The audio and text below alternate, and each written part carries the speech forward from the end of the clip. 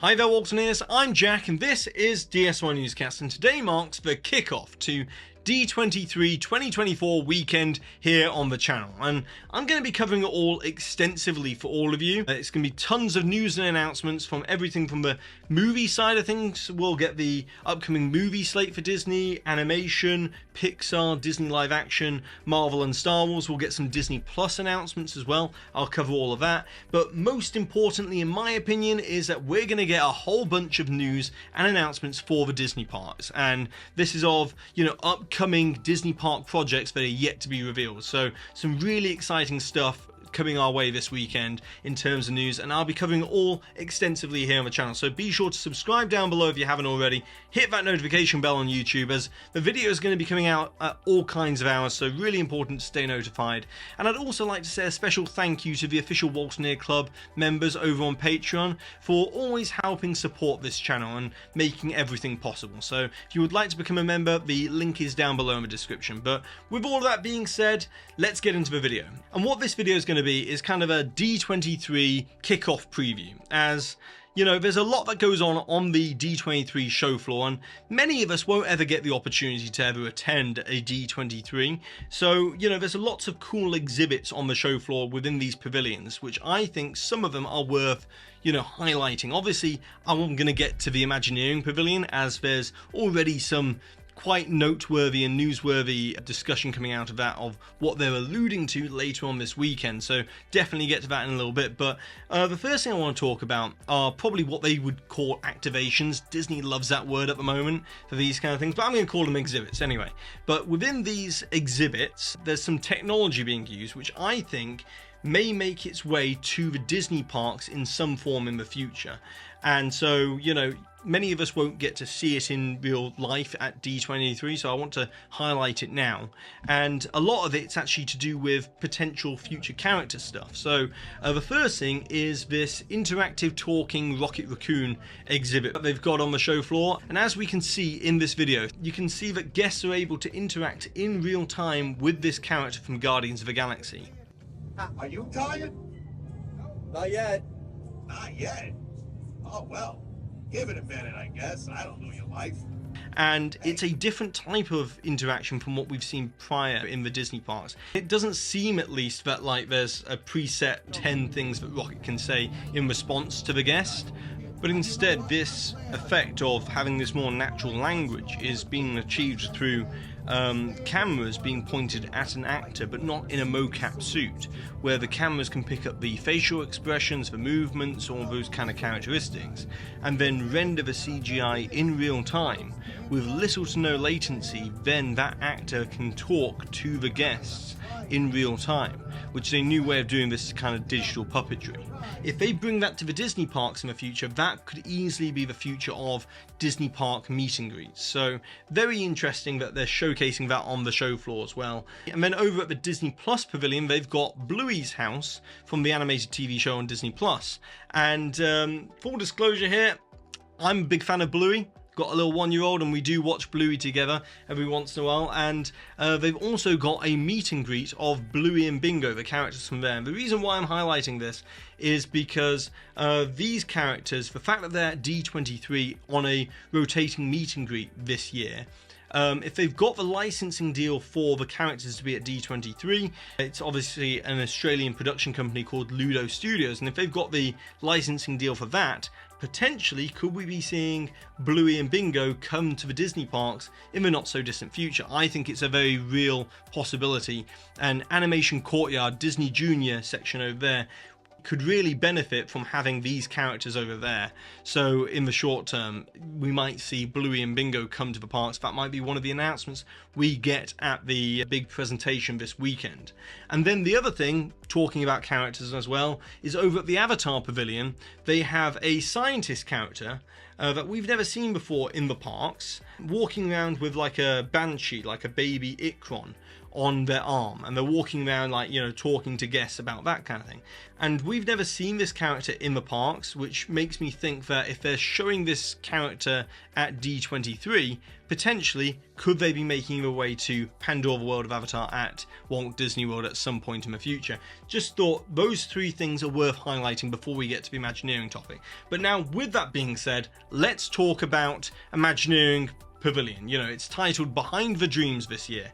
And as part of this press preview of the show floor, they kind of had a introductory speech for each one of these pavilions. And for Imagineering, they had the president of Imagineering and chief creative officer, Bruce Vaughn, do the speech. And as part of his speech, he said that Imagineering's kind of done with the blue sky stage now, and they want to move beyond blue sky and start getting shovels in the dirt. And that's what they're really excited about, and they've got some really cool stuff to announce later on this weekend.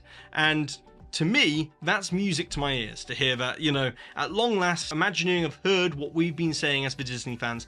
Drop all the blue sky stuff. We're sick of hearing more ifs, ands and maybes on the blue sky front, and just announce what you're going to announce, greenlight the projects and start moving forward and get the shovels in the dirt, because we need to get these things going vertical very quickly now.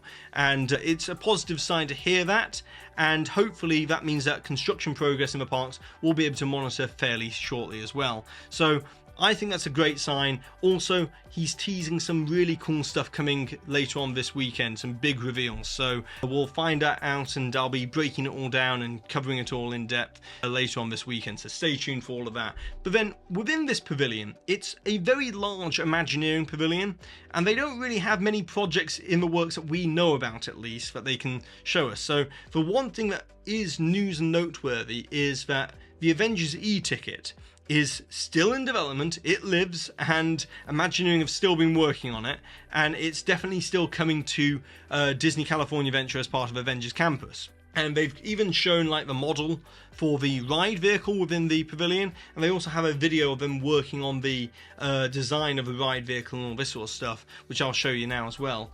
But as part of this ride vehicle looks to be inspired by the quantum suits from Avengers Endgame in terms of the theming, but the actual ride vehicle itself looks to confirm what I speculated back in 2022, that this is most likely going to be using the same ride system and ride vehicle as the attraction that we've just seen open at Fantasy Springs, that Neverland attraction for Peter Pan.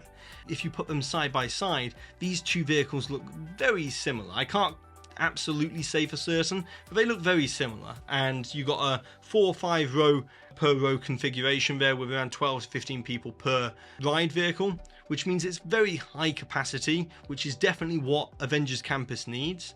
And this attraction and this ride system, when it's opened in Fantasy Springs, has received some very good reviews. It's a mixed based media attraction, so it's not just multimedia screens and projection screens, it's kind of physical set pieces that move and interact with the media that's on the screen. And it's also implemented a new type of 3D technology for the screen-based technology as well. So if you want to go check it out on YouTube, I'll probably put a link down below in the description box. And if you want a quick refresher on what this attraction is going to be, I mean, it has been like 5 years since we initially got this announced. It was all the way back in 2019 that they kind of soft announced this Avengers Quin-Jet ride, and then it kind of underwent a review of what it was going to be. It was going to be independent flight to begin with.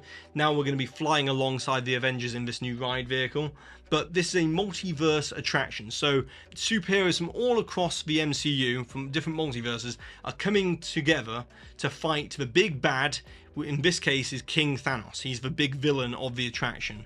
And so we've got confirmation that Thanos is still going to be within the attraction. It's not being swapped out for like Doctor Doom as Robert Downey Jr., but instead Thanos is still going to be within the attraction, which most likely means that Thanos as a character might be coming to Avengers Campus as well. Probably in that kind of Hulk kind of character way, that big exoskeleton for the character. So very interesting from that perspective. And then also with the fact that the Russo brothers have been announced to be coming back to direct the Avengers Doomsday movie, which is releasing in 2026, and then also Avengers Secret Wars, which is releasing in 2027. The fact is, they're going to have all of the actors and characters on set for that production. So if they're going to have all the characters there, they'll probably line up the production of that with the multimedia they need for this attraction as well, for them to produce it all in one. So with that movie coming out in 2027, the final one of those Avengers movies, I reckon a timeline for this, a realistic timeline, could be 2027. Gives them more than enough time, 3 years to build this attraction. After all, they've already got the facade for this attraction built in terms of that Avengers HQ with the Quin-Jet on top. So all they need to now do is build an attraction show building behind. And if you look at the satellite imagery, they've got that expansion space cleared. It's ready to go. They could put shovels in the ground there and start going vertical very quickly. And if it's just a big box they need to build with this attraction inside, it should be a relatively easy process to do. You don't have to worry about all this other infrastructure stuff that you need to do. So I could easily see them getting this ready for 2027, maybe even early, maybe even 2026. But definitely 2027, and have it lined up with that final installment in the Avengers movies for now, with Secret Wars coming out. So I think that's very likely. Also, you've got the LA Olympics happening in 2028, and I know Disney will want something big to attract people for 2028. There are always international visitors coming to Disneyland. So they've also got Avatar in the works, and I know they'd like to probably get that ready in time for the 2028 Olympics as well. 4-year build time for that. So we'll see with a lot of these projects. But another thing is that Disneyland President Ken Potrock also said yesterday that a lot of announcements are going to be coming their way in terms of Disneyland Resort on Saturday. So expect that if you're a Disneyland local or you frequent Disneyland, they're going to have quite a lot of announcements as well. Now, the other big thing to come out of this preview is that Bruce Vaughn also said that there's 2 big rooms around the back that are yet to be revealed, and they're under lock and key. There's a door there, there's a curtain there, no one's allowed in there yet, and they're going to reveal what's behind there on Sunday. So because on Saturday they're going to have the park announcements, it's going to be something relating to the Saturday parks presentation. They haven't announced it yet, so therefore they're going to show it then. I speculate that one of them is going to be Encanto and Indiana Jones as part of it, but I also think with them being 2 rooms, it could either be Beyond Big Thunder and Tropical Americas, or it could be a Disneyland focused room with Avatar and all that sort of stuff and the more Avengers stuff back there, and then a Walt Disney World room with Beyond Big Thunder models and maybe even Tropical Americas and all that sort of stuff on that side. So it won't just be models and maquettes, it will also be concept art as well being shown alongside all of that sort of stuff. But stay tuned to the channel, because on Sunday we'll get even more about that. But now it's over to you, the Waltineers. I would like to know, what are your thoughts and opinions on this Avengers e-ticket ride that's coming to Disneyland, and when do you think it will realistically open? Do you think it'll be 2026? Do you think they'll push for that kind of date, or do you think they'll push to 2027? Place your bets down below, and also place your bets for what you think will be in those 2 big rooms that they've yet to open at the Imagineering Pavilion. What do you think they're holding off on? But anyway, with all that being said, be sure to subscribe down below, hit the notification bell, and give this video a massive thumbs up if you've enjoyed this video for today. And also a massive thank you to the official Waltineer Club over on Patreon, along with the Waltineer Gold members that you can see here on the screen, as well as official Waltineer Diamond members JC Russell and also Kyle Mahan. And with that being said for today, I've been Jack, you've been you, and I'll see you real soon.